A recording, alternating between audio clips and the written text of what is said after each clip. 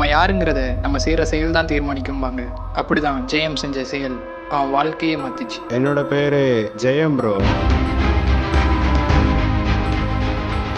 எனக்கு சின்ன வயசுலேருந்து எழுத்தாளர் ஆகணும்னு ஆசை.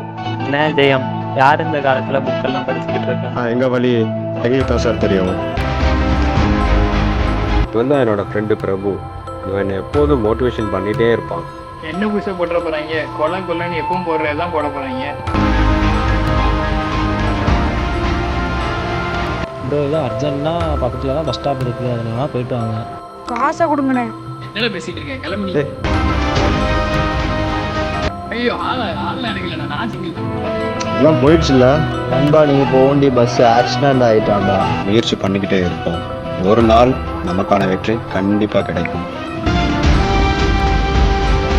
எனக்காக ஒரு நாள் நான் ஜெயிப்பேன், எனக்கு நம்பிக்கை இருக்குது.